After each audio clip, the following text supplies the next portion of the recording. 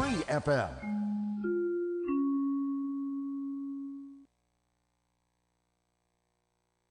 After yesterday's rally, last night's Snap, the parent of Snapchat, issued a profit warning.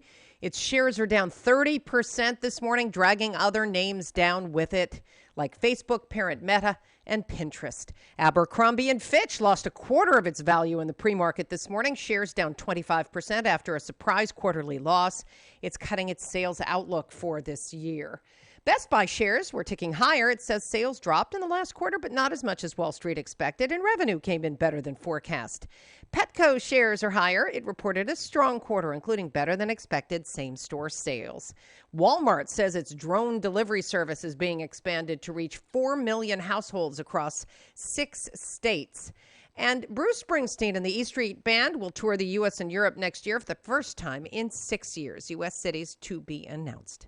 Jessica Ettinger. Diabetes, high blood pressure, anxiety meds, everyone's on them. If you're a 50-year-old male, maybe a bit beefy, or even with type 2 diabetes, $1 million of term insurance may only cost you about $200 a month. Affordable term life insurance is out there. Call Term Provider and speak with Big Lou at 800-481-1458. 800-481-1458 or visit biglou.com. Remember, Big Lou's like you. He's on meds too. If you have a small business, Staples has your sign. Banners for my bakery? Staples has your sign. Oh, posters for my new pet store. Floor decals for a pharmacy. Every day, Staples associates help every kind of small business create bold signs to make big impressions. And now get $10 off custom signs, banners, and posters when you spend $50 or more. This is your sign, so print it big at Staples. N72. Visit staplesconnect.com/thisisyoursign for details.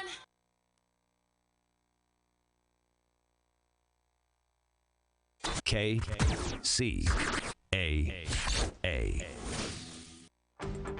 One of the best ways to build a healthier local economy is by shopping locally. Teamster Advantage is a shop local program started by Teamster Local 1932 that has brought together hundreds of locally owned businesses to provide discounts for residents who make shopping locally their priority. Everything from restaurants like Corky's to fun times at SB Raceway and much, much more. If you're not currently a Teamster and you want access to these local business discounts, contact Jennifer at 909-889-8377, extension 224. Give her a call. That number again is 909-889-8377, extension 224.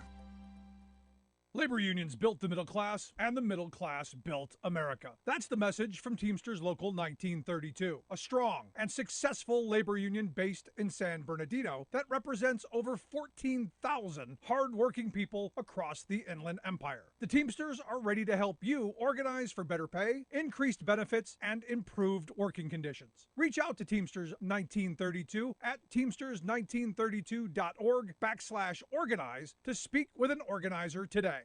Are you graduating high school soon and wondering what to do next? College is one option, but why not consider the high-paying jobs made possible by union power?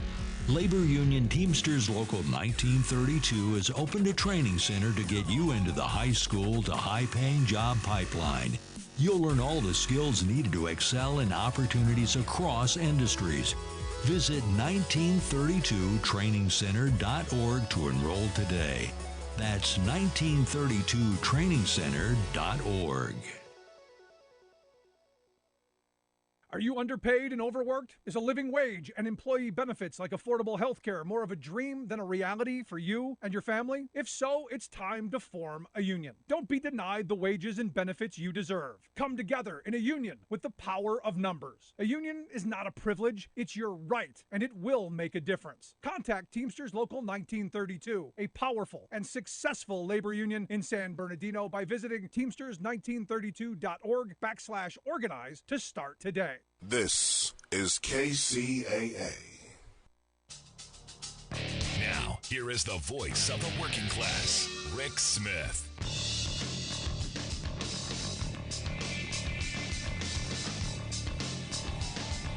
And welcome Brothers, sisters, working class heroes, this is The Rick Smith Show. Thanks so much for being here. Today on the big program, lots to get to, lots to talk about. Baby formula. We finally have baby formula. Headlines all across today. Headlines, 78,000 pounds baby formula arrives in the U.S. Oh, thank goodness. Enough specialty infant formula for more than 500,000 baby bottles arrived in Indianapolis. Nestle baby formula shipment lands in U.S. First shipment of baby formula arrives in Indiana as part of Operation Fly Formula. First shipment of baby formula arrives from Indianapolis from Germany. Tons of them everywhere you look. That was the basic crux of things. Thank goodness other countries were bailing us out. Not once did I see, not one headline, capitalist country bailed out by socialist nation. Not once did I see that. Kind of looking for it, because that's what actually happened. But not once, because Germany, Switzerland, they're the ones where we got it from. Not once. Not once. Not once did I see the headlines, corporate America screws up again. America suffers. Not once did I see, what you would expect working class people to kind of point to. No. I saw Joe Biden. Joe Biden's fault. Lots of right-wing outrage. Lots of crazy outrage candy being spewed by our chaos merchants on the right. Because it's all Joe Biden's fault. Remember, it's all Joe Biden's fault. Now, interestingly enough, this is one of those kind of weird moments. Because if I were one of those chaos merchants, if I were one of those folks on the extreme right, one of the F channel people, one of the other countless numbers of chaos merchants out there screaming, hey, look at me. Look how crazy I can be. Look how extreme I can be. If I were one of those folks, I'd be saying things like, Trump kills babies. MAGA monster covers for baby killers. Yeah, I'd be saying stuff like that. Baby killing GOP blames Biden for formula shortage, covering their corporate malfeasance. I'd be throwing stuff like that out there. Reality is all of the push to deregulate, all of the push to consolidate, all of this deference to corporate America. That's why we're here. Nobody's saying it, though.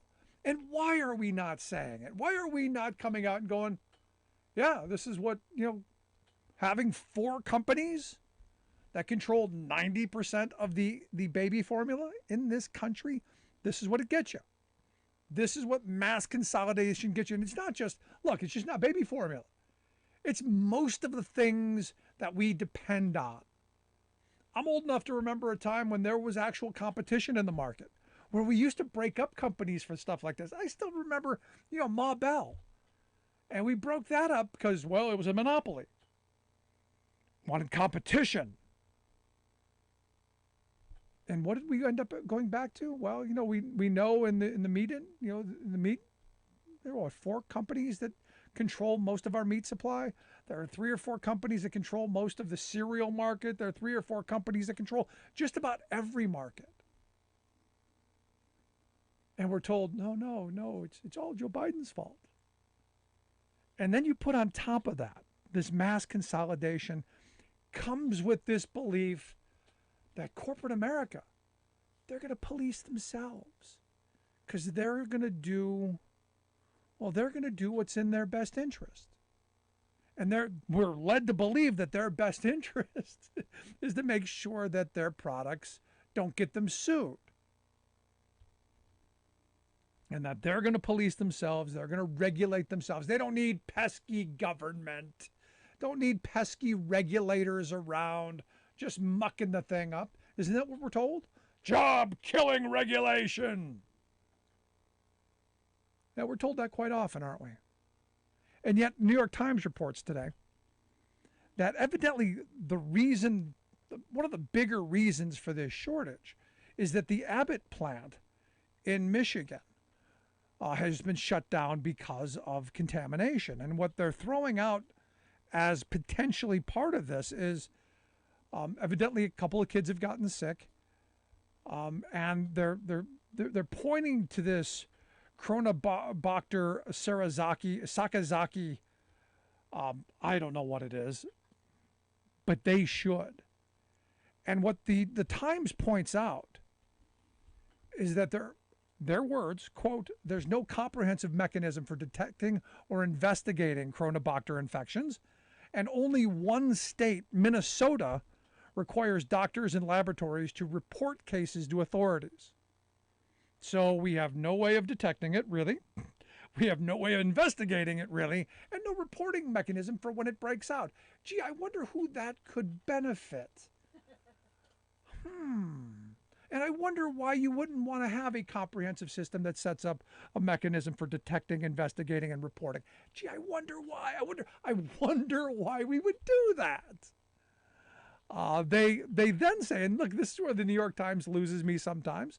Manufacturers are left to conduct tests themselves on a relatively small sample of their production, with less than 1% of the Abbott plant's total output required to be tested. Less than 1%.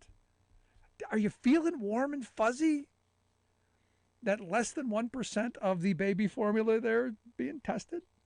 Are you being warm and fuzzy that this is not unique to the manufacturers of baby formula?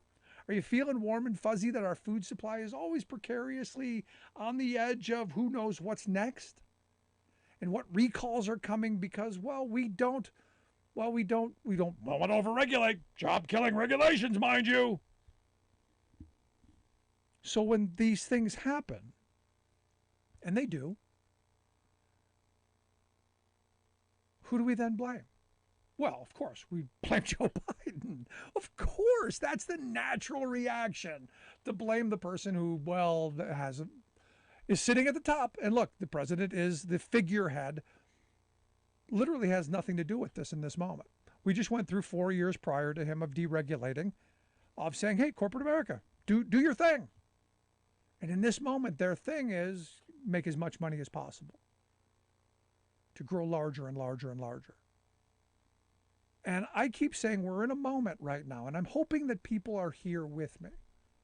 I'm hoping that people are finally waking up to the reality that these huge multinational corporations, this isn't the way we should be going.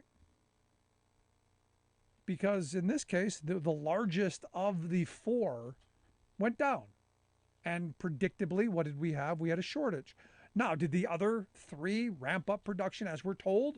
Because we're told, at least I was told in an economics class, that this is the opportunity for those other three to steal their market share. That's what a capitalist system does. That hasn't happened. Now you go, but there's facility constraints, and there's shipping constraints. There's all these constraints. This is, again, when the capitalists, the people who manage the economy, the so-called smart people who we give all the money and all the power and all the deference to, all the things that we want them to do, they're the ones who are supposed to be managing this stuff. They're supposed to know this. So when the Abbott lab went down, the other plants should have immediately begun ramping up production. The reporting should have happened. Oh, that's right, we don't have really a way of doing that. I know, job-killing regulations. So we're bailed out by socialist countries. Countries, I'm sure, that have better reporting and better data collection and better mechanisms to report illnesses. And it's interesting to me, really, just this moment, very interesting, because remember, the people who did this, the people who deregulated, are the ones who tell us how much they love the babies, or at least the ones that aren't born yet. And the formula stuff. And this is a weird moment, because I've been spending some time thinking about, what did people do before they had formula? Clearly, one of the things they did, and there's a bunch of articles on women breastfeeding, which clearly the most preferred way, naturally, But in past centuries, before we mass-produced formula, they had wet nurses, evidently, which I guess fallen out of favor in the last 100 and some years. But they figured out other ways. Interesting how we rely on corporate America. Interesting how we decide to do this. Now, again, I go back to the ACA fight again. This is another one of those moments of irony. Because you'll remember one of the things in the Affordable Care Act during the Obamacare fight was that women workers would have a place, a comfortable place, a private place to expel the breast milk for their children, a place, an area to pump, and a storage place so that they would have that life-saving resource for their children. And I keep going back to, the people who are screaming the loudest against it are the people who are screaming the loudest because there are no baby formulas on the shelves. The people who are taking pictures of baby formulas in other countries, they were the ones out there being the loudest against the ACA saying, women, we want you to be able to do what your bodies can do. And we're going to give you a safe place, a comfortable place, and a place to store this. Because those are true family values. It's amazing to me, the party of family values, how wrong they are on every single issue at every single moment. That's a struggle for me. And yet here in this moment, we're going to cheer. The military's bringing us baby formula from around the world and not point out the fact that this is a failure of our corporate system.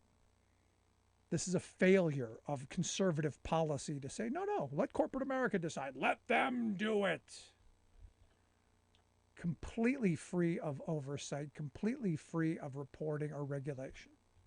Yeah, it's worked out really well. I'd love to hear your thoughts. 1-866-416-RICK, 1-866-416-7425. This is The Rick Smith Show. We're working people. Come to talk.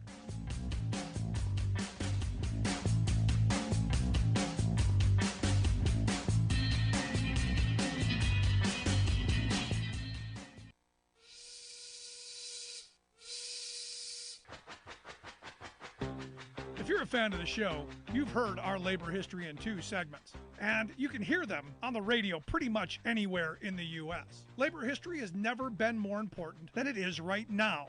So here's what we'd like you to do. Tell a teacher. Tell a teacher that labor history is important and that they can get digestible 2-minute lessons that are absolutely free. Free to download, free to use, free to share. Tell a teacher to go to thericksmithshow.com/history and help us put labor back where it belongs, in the classroom. Generations of American workers fought, bled, and died to build the American way of life. It's our job to keep their stories alive. Go tell a teacher that we're here to help them do just that. Find us at thericksmithshow.com/history today.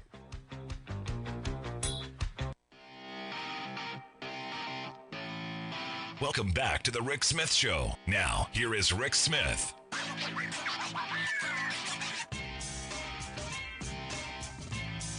1-866-416-RICK, 1-866-416-7425. Check out the website, thericksmithshow.com. If you're just joining us, make sure you grab the podcast, subscribe, never miss a moment.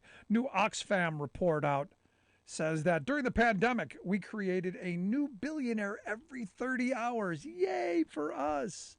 We created a new billionaire. But over the next year, we're going to probably put another 260 million people into extreme poverty. Yay. But it's a good trade-off. At least we're going to have more billionaires, right? Jeez, crazy. Let's go to the phones. Got Alice on line 1. Alice, how are we doing today? We're doing okay. How about yourself? I'm living the dream. What's on your mind? What do you got for me? This is what I have for you.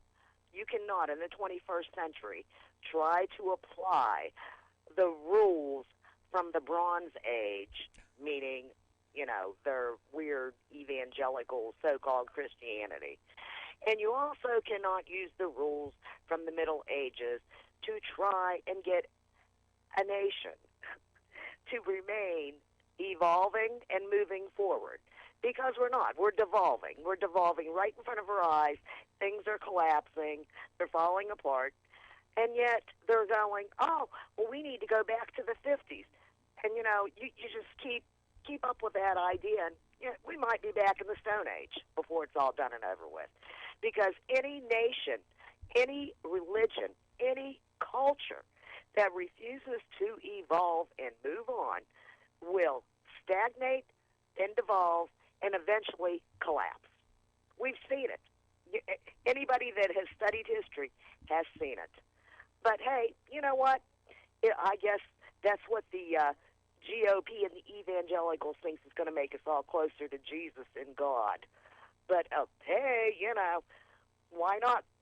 Have a good evening. Thanks, Alice. Appreciate it. And they're in a hurry to get us there too. It's not surprising. Also, the good folks over at the Tax Justice Network, they have put out their financial secrecy index of 2022, and hooray, the U.S. is number one, and not in a good way. Evidently, we are the most worst. I guess, is that the way of putting it? We're the most secret, the most secretive. We allow the most money to be hidden away from, everyone. We think about, corruption. We think about, you think Switzerland, you think the Russian oligarchs hiding their money. You think about people, tax evaders, corrupt politicians. Those folks, we're the top of that list. The big heavy five, you've got the U.S., the UK, Japan, Germany, and Italy responsible for gutting global progress on financial secrecy by half. They say there's an estimated $10 trillion held in offshore accounts beyond the rule of law, held by wealthy individuals through these secretive arrangements. Evidently, the equivalent of what the Tax Justice Network is saying, the equivalent of 2.5 times more than the value of the U.S. dollar and euro bills and coins that are in circulation. That's a lot. And gee, imagine what we could do if you could tax that. And speaking of taxing that, crazy pastor Greg Locke evidently has decided that, before the IRS could take his exempt status away, they're going to move their church away from the 501c3 status, and evidently going to possibly start paying taxes because, truth of the matter, they're not really a church. And I've argued for a very long time, we should be making all churches pay taxes. And I have this great idea. I think non-church people should be going to church. You're paying for it. You should be going, and you should do what the right-wingers have done to educators. You should be sitting in the back of the pews, what they did to this Greg Locke, and back there recording everything they say. All of the crazy idiocy, all of the insanity that they want to pass off as religion and not politics, because they're not supposed to be politicking from the pulpit. They're supposed to be preaching the word of God and religion and decency. It's part of the reason that we give them the tax breaks, because we're supposed to make us better, not tear us down and make us worse. From what I understand, Locke was about to be, undone by the IRS, so they kind of cut and run. So I'm of this mindset, maybe we should be moving in that direction. So my atheist friends, I've got a mission for you. Get out there and start going to get some churching, and start recording what these folks are saying. Now, because understand, Alice isn't too far off. These people want to take us back to the Stone Age. These people want a very interesting, weird times. And I look at this story coming out of Lee University. It is a private Christian university in Cleveland, Tennessee. Of course, Tennessee. They are right now considering, there's a draft proposal going around, ripping the free speech rights away from students at the university when it comes to talking about or acting on or anything about their sexuality or their gender. Nothing. They have to behave, and they have to wear whatever it is that their biological sex says they are. They can't say anything on campus or even online that doesn't conform to that. Evidently not going to allow students to identify as anything other than their what I guess is on the birth certificate. I don't know if they're going to check. I got to wonder if the good folks at Lee University will have, on-campus checks. Have set up little curtains and have, turn your head and cough things. I'm not sure, maybe. But they're going to also it'll be forbidden to question any restriction that the university puts on them or any other university policy. Anybody else thinking authoritarian, fascist kind of rule? Maybe Representative Clyburn's right. Maybe we need to start getting ready for some authoritarian rule. The draft policy also declares that sex is binary. There's only two. I don't know what you're going to do with people who are born with both and all of those other things that go on. But according to this proposal, humans do not have the ability or observed right to choose a gender. And I don't know why they care.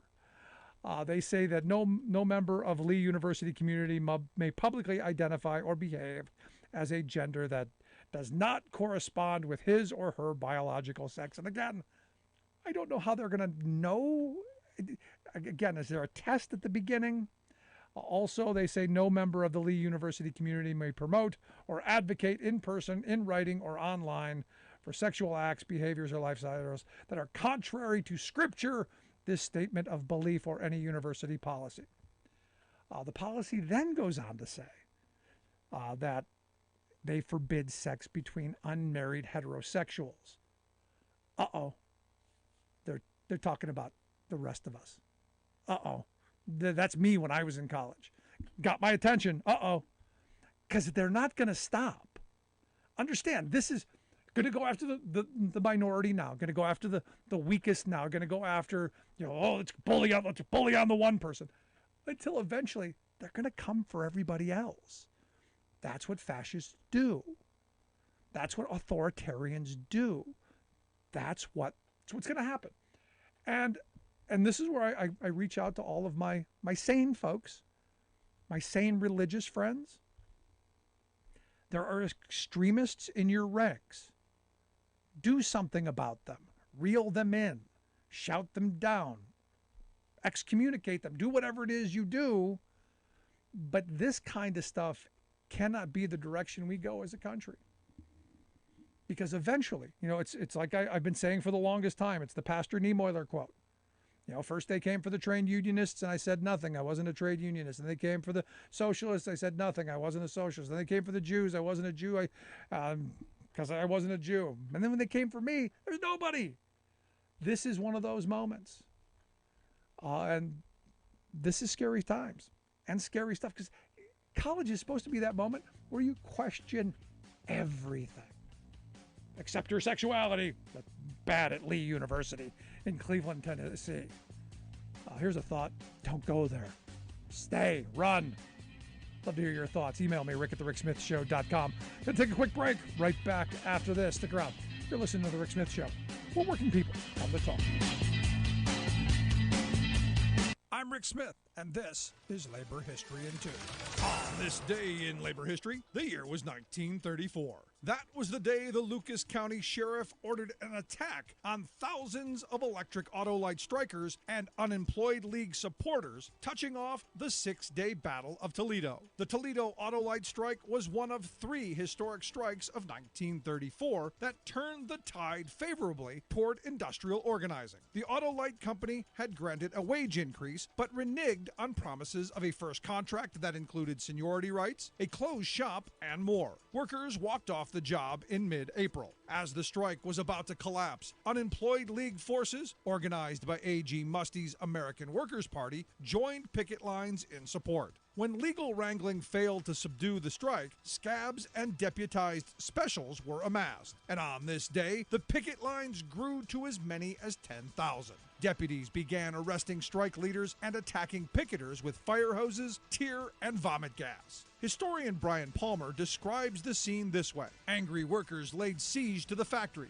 1,500 strikebreakers were in prison. The scene was one of almost medieval tumult. Windows were smashed with stones and bricks, many of them launched from giant slingshots improvised from rubber inner tubes. When every window in the factory had been smashed, one striker shouted, "Now you have your open shop." The next day, 900 Ohio National Guardsmen arrived on the scene. Women jeered the landing of the Marines, while soapboxers, many of them veterans, sporting First World War medals, offered impromptu lectures on how the troops were breaking the strike. The strikers' ranks faced a hail of Guardsmen bullets, which left 2 dead and scores wounded. The battle raged on until the end of May, when it was clear a general strike was imminent. Labor History in 2 brought to you by the Illinois Labor History Society and The Rick Smith Show.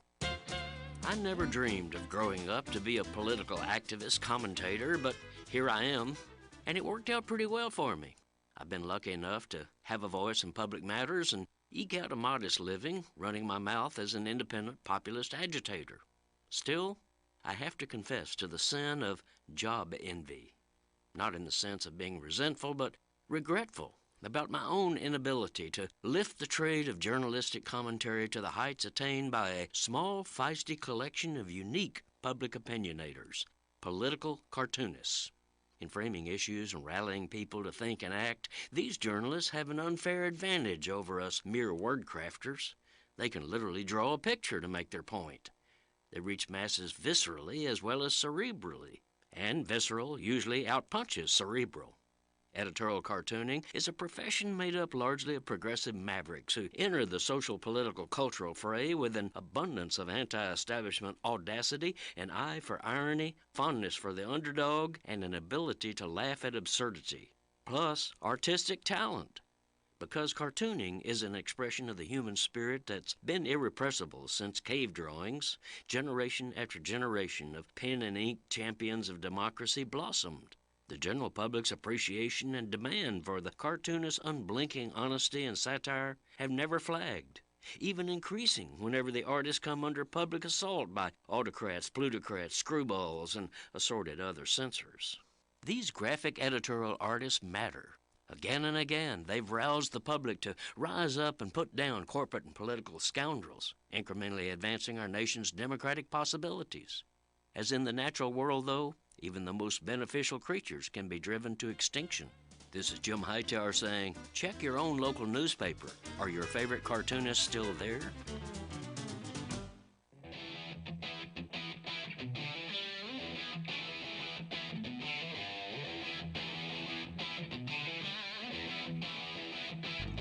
Welcome back to the Rick Smith Show. Now, here is Rick Smith. Now, you may remember a couple of months ago, the Postal Service awarded a contract to build some new vehicles to this Oshkosh Corporation. And, the thought I think a lot of people had is that they were going to be built by union workers in Wisconsin. They were going to be good, solid union wage jobs, going to support families. And immediately this company did a 180 and said, no. We're going to do the Boeing thing. We're going to head down to South Carolina where we can get cheap wages and probably a lot of subsidies, put a lot of cash in our pocket. And I said back then, well, this is the beginning of the end of those union jobs in Wisconsin. The writing has got to be on the wall. I didn't need to break out my crystal ball for that. So this week when I saw Tom Nelson's series of tweets saying, make no mistake, Oshkosh is trying to bust Local 578. They're moving UPS production to non-union South Carolina. Going, well, here, got to talk to Tom now because this is what I predicted back then. And that is why I've asked Tom Nelson to come talk with us. He is the Agami County Executive. He's also a candidate for U.S. Senate there in Wisconsin, hopefully going to be the guy to take on Ron Johnson in November. Make sure you check out his website, nelsonforwi.com. Tom, thanks for taking time for us. Great to be back on again. So, I hate to be right, but is this actually going to happen? Are we really looking at the possibility that those jobs could be destroyed, or are you looking into a crystal ball too? Well, no, you don't need a crystal ball. You're exactly right, Rick. The problem we have here, though, is you don't need to look into a crystal ball, but most people reporters, they haven't picked up on this yet. And so I kind of wish they had a crystal ball. And I've been taking this message on the campaign trail, and I've given many examples how this is not just an Oshkosh truck UAW thing, but this is a paper workers, this is auto workers, these are tractor makers all over the place. You've seen this pattern of manufacturing that is doing all that they can to bust up these unions. But they're not doing it the old-fashioned way. They're not rolling in Pinkertons and cracking skulls and knocking out kneecaps. But what they're doing is they're making these very, very kind of covert moves. And when you add all this together, when it becomes too obvious, it's too late. So the example we have here in Oshkosh is Oshkosh Defense, which is the subsidiary of Oshkosh Truck. Oshkosh Defense is a subsidiary of Oshkosh Corp, which is formerly Oshkosh Truck. And so this contract, $10 billion contract from the United States Postal Service, was one of the backs of those union workers in Oshkosh, because that's where they would make those trucks. And sure enough, it turns out, well, we're not going to do it there. We're going to do it in South Carolina. They're like, what the heck are you talking about? South Carolina? Did you just throw a dart at the map or something? Where did this come on? And sure enough, they said, well, we don't have enough space here in Wisconsin. It's the Midwest. There's not a lot of land. And we need to go down to South Carolina where there's going to be a big enough facility. Well, it turns out that they don't have a turnkey operation as they have been suggesting or intimating as such. So they're actually making additions to this structure. They're putting in reinforced cement to be able to make this product line. So what's going on is they are trying to create a footprint, a manufacturing footprint in South Carolina, not just to take these jobs, approximately 1,000 that should be in Oshkosh. They're going to bring them to South Carolina. And what's going to happen is when the UAW contract is up in 2027 and they get a crummy contract and they're talking striking, Oshkosh is going to say, well, we can't do anything about that, so we'll have to move production for these other jobs, these other projects, all the way down to South Carolina, where in the last 4 years, they've had plenty of time to expand and make as big of a plant that they can have. So that's what's going on right now. You have that, and then you have examples like Clearwater Paper in Neenah. They shut down and they invested in their facility down south. Georgia Pacific is just closed down its very last paper mill, its very last union paper mill in Green Bay, and they moved production down the road to their non-union facility. And it's a self-fulfilling prophecy, because what you hear is like, well, we haven't been really investing in these plants. We're not investing in these plants because, we're paying the workers too much.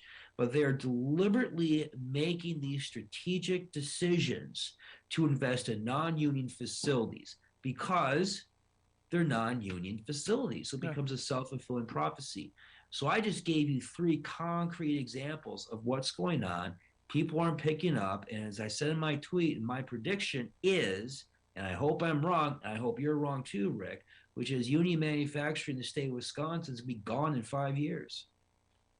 But, and you're not wrong, because we've seen this movie played out time and time again. This is what they do. They take our money and then they use it against us. And this is a perfect example of that. They're taking this $10 billion contract of taxpayer money, when the intent of this investment was to get the public a good that they needed, and to use that money to create good union jobs. You've now gotten this bait and switch out of this company to turn around and use it against those workers. It's just, it's a smack in the face, and it's something that I've been saying that the Biden administration has to do something about, because there's something dishonest in all of this. Now, you might not be able to do anything about a private good that's being made at Clearwater Paper or at Georgia Pacific, okay? That might be a little bit more difficult. But you're talking about a federal grant. You're talking about a federal project, a $10 billion federal public project. I don't understand why those jobs are not being made in Oshkosh right now.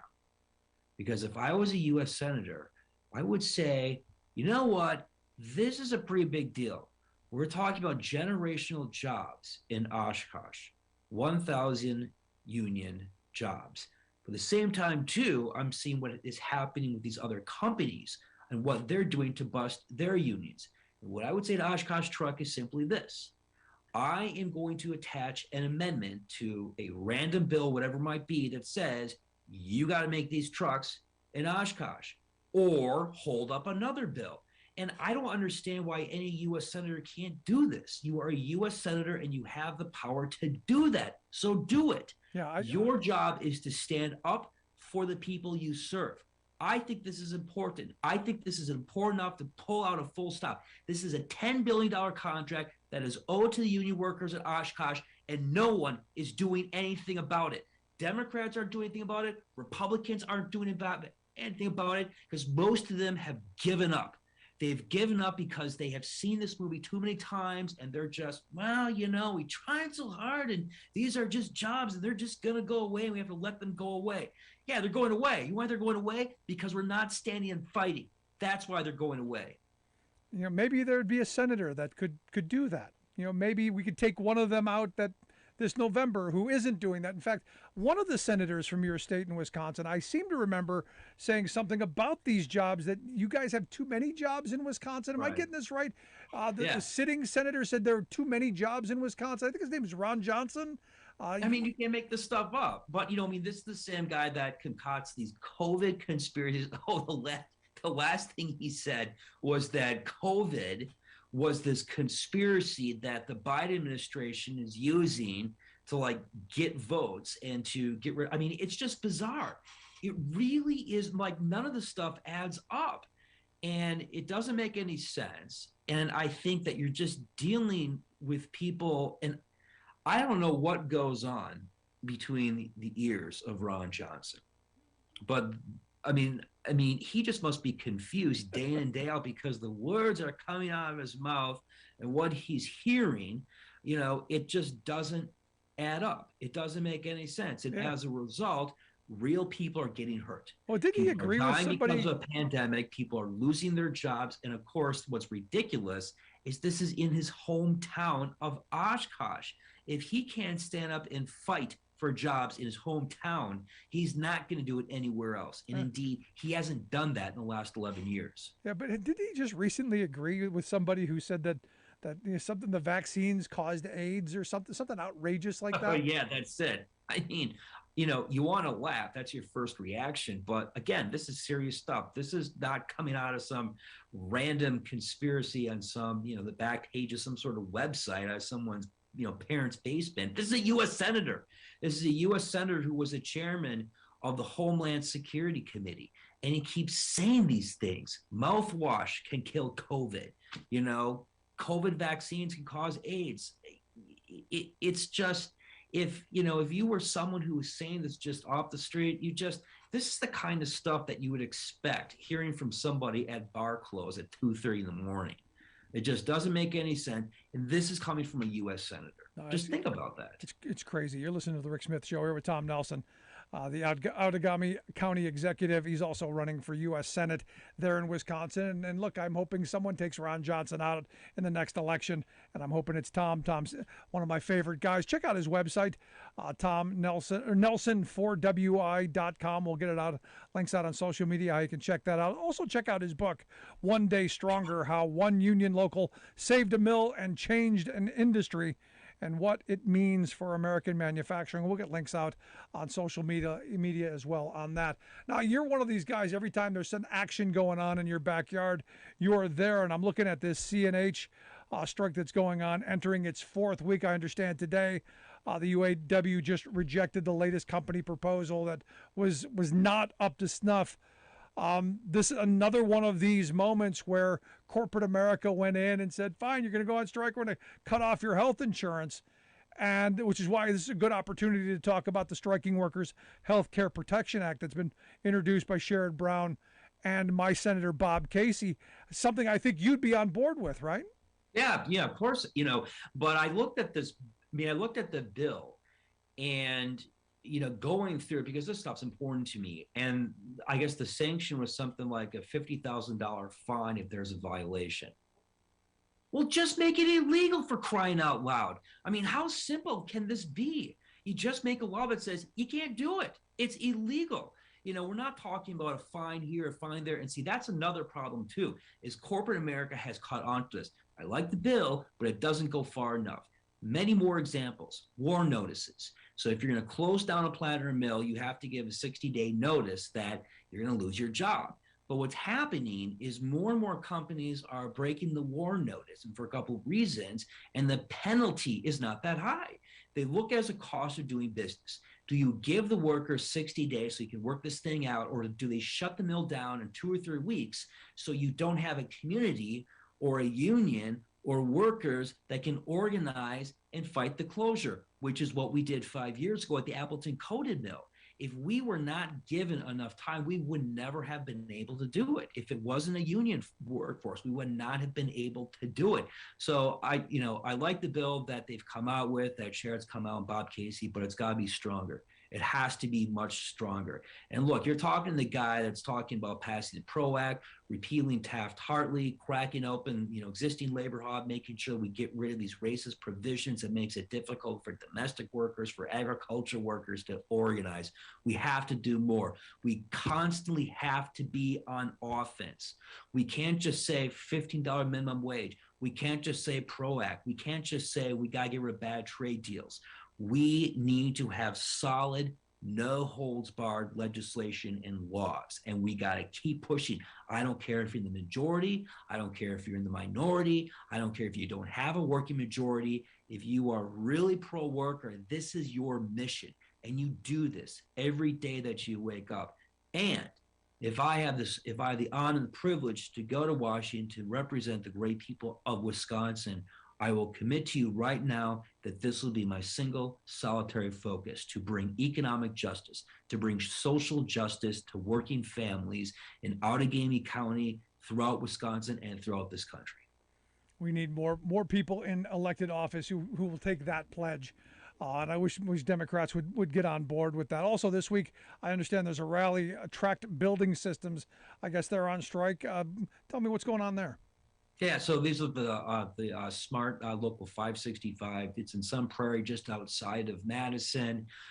Here is another example. I want to bring this back to the Racine workers, the Racine UAW workers at Case New Holland. And I can also add on to that too, though. But the common link between the two is you have companies that are not adhering to safety protocols for COVID.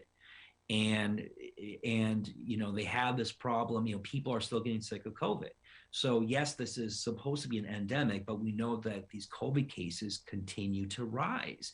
And so companies like CNH, they're not taking the appropriate steps to make sure that workers are safe. And what I do, my job as Outagamie County executive, when we start going through the pandemic, I made sure that we had three simple principles, which was protect the health and safety of our workers, protect the health and safety of the public, and make sure that we continue to provide the best possible service to the people of Outagamie County. And I've always erred on the side of caution. We've had, masking orders. We have had stay-at-home orders. We have had this major shift to work from home and work in safe, secure areas. That's not what's happening in places like Case New Holland or in Sun Prairie. And so what you have people doing, they're not on offense, that they're trying to get necessarily a 5% wage or a 10% wage to try to keep up with inflation or to make sure they have affordable health insurance. Again, we need Medicare for all. We keep dicking around with this. But they're just looking for basic workplace safety settings. I mean, some things just have not changed. So I'm going down to those folks on Wednesday. I'm rallying with them. I'm going to show my support, just as I done 3 times. I've been in the line 3 times down in Racine. And let me add too, this is a little off topic though, but this is another good example of like corporate power. So corporate power consolidation, they make tractors and farm implements, and there's this huge amount of market consolidation, especially for tractor makers. And it's so bad that they actually do not allow farmers to be able to fix their equipment. Like the tractor, craps out in the middle of a cornfield. Even if they know how to restart that, they can't. They got to get like the service technician to come in. It might take this person 2 or 3 or 4 days to do it. And meanwhile, you've got this. So not only do you have this problem on the customer end, but now you're seeing production, these same companies not only are they treating their customers poorly, they're treating their workers poorly. They are doing so well because they have a market hold, a stranglehold on the market. So they are making a lot of money by charging farmers a lot of money, and even more money because they can't repair their freaking tractors or vehicles. So this is a good example where you hear it on one end, farmers have a very legitimate gripe, and then you have the workers who are making the tractors, they're doing their job, they're doing good work, and in the middle is the man. In the middle is corporate America screwing over workers and screwing over farmers and customers. Yeah, I thought they learned their lesson when they came out on, what was it, August 18th of 2020, I believe it was, or 2019. August 19th of 2019, when they came out with that business roundtable statement that they'd learned their lesson. They had turned over a new leaf. It was about the workers and the consumers. It wasn't about maximizing profits anymore. They learned their lesson. I guess they were wrong. But make sure you check out the website, nelsonforwi.com, nelsonforwisconsin.com. Tom Nelson, I appreciate you taking time. Keep up the great work. And I look forward to having you back again real soon. Let's do it. Good stuff, as always. Again, make sure you check out Tom Nelson's website, running for Senate there in Wisconsin. Boy, wouldn't it be great to have people like that in the U.S. Senate, people actually fighting for workers' rights, their ability to organize, to collectively bargain for better wages, hours, conditions. If only we could vote for someone like that. Wisconsin, you can. Your primary's coming up sometime there in August, and general election November. You can do it. Quick break, right back after this. Stick around.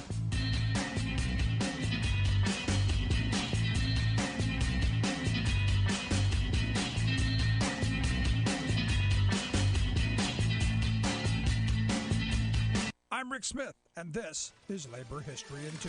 On this day in labor history, the year was 2003. That was the day that the U.S. Senate approved more than $300 billion in tax cuts over the next decade. The cuts barely passed. Vice President Dick Cheney cast the deciding vote 51-50. Starting in 2001, President George W. Bush proposed and pushed for a series of drastic tax cuts. The administration promised the changes would help to create jobs and grow the economy. But the results fell far short of that goal. 10 years after the massive tax cuts, the Washington Post ran a story analyzing their impact. The article stated, quote, "By any measure, the Bush tax cuts have benefited the wealthy more than the middle class. The top 20% of earners received 73% of the tax relief. The bottom 20% only received 1%. Coupled with spending on wars in Afghanistan and Iraq, the tax cuts sent the national debt soaring. And those promised jobs, they never materialized. 2001 to 2007 marked the worst period of job growth since the 1950s. Then, in 2008, the recession wiped out 8 million jobs. Many of the Bush tax cuts were designed to sunset or expire after so many years. Yet, when it came time for the cuts to end in 2010, Republicans in Congress fought to keep them going. AFL-CIO President Rich Trumka declared, "It is absolutely insane that in these tough economic times, some people want to continue George W. Bush's tax giveaways to millionaires. Working families are losing their jobs, their benefits, and their homes. They are the ones who need help." The Bush tax cuts finally expired in 2013, although new legislation repackaged and continued many of them. Like what you hear? Check out more at laborhistoryin2.com. You're listening to The Rick Smith Show, where working people come to talk.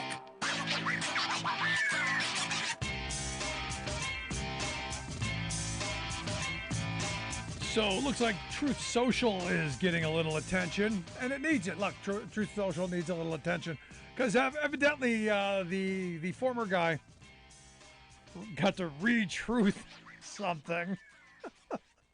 That's so funny because he didn't retweet it; he re-truthed it, and evidently the truth that they're spewing out is that the there was a tweet by the El Salvadorian president who tweeted out that the most powerful country in the world is falling apart so fast that it makes you rethink What are the real reasons something so big and powerful can't be destroyed so quickly unless the enemies come from within? And so you had this former Fox news host who shared the screenshot, and it's one of these these kind of moments where you just go, what exactly is it that you're talking about? How crazy actually are you? Well, evidently the former thing puts out that, something about civil war, and the former guy retweets it or retruths it.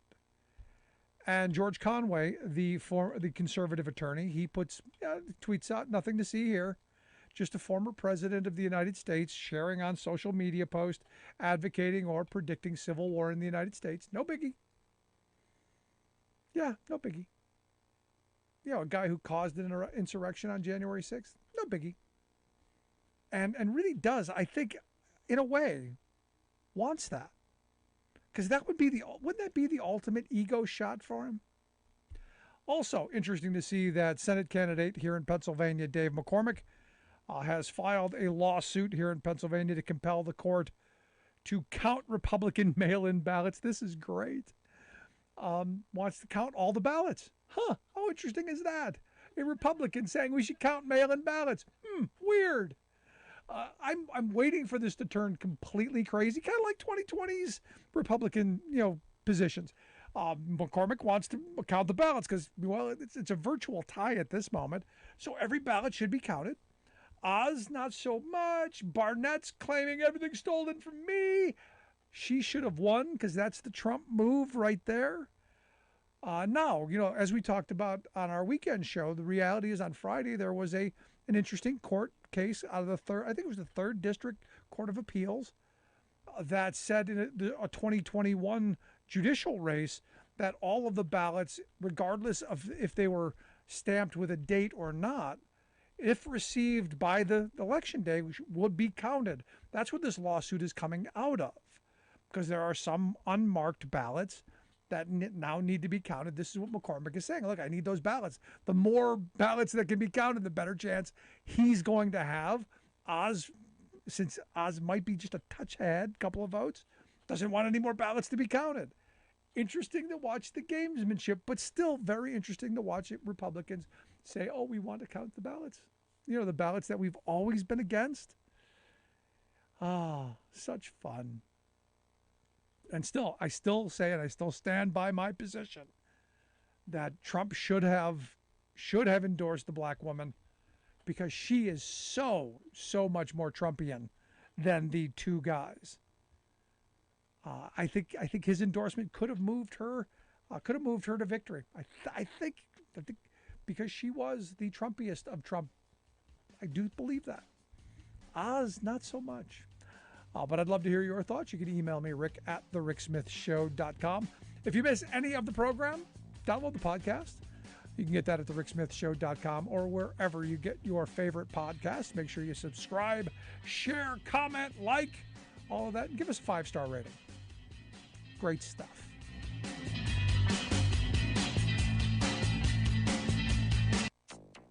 Today's State of the Climate Report is a dismal litany of humanity's failure to tackle climate disruption. UN warns 4 key climate change indicators broke new records in 2021. Cutting air pollution from fossil fuels would save 50,000 lives a year, study finds. Plus, forest officials are concerned that with the dry conditions, visitors may become trapped if a fire does break out. National forests forced to close as wildfires rage. All of that raging and more straight ahead from BradBlog.com. I'm Brad Friedman. And I'm Desi Doyen. Stand by for 6 minutes of independent green news, politics, analysis, and snarky comment. And you know what those liberals will do with their powerful permanent majority? Beg Joe Manchin for paid family leave. Then when he doesn't vote for it, say, oh, okay then, what if we fed coal directly to dolphins? Yep, that'll do it. This is your Green News Report. Okay, Desi Doyen, not a good sign for these wildfires this season. No, it is not, due to an outbreak of severe... KCAA Loma Linda, 1050 AM, 106.5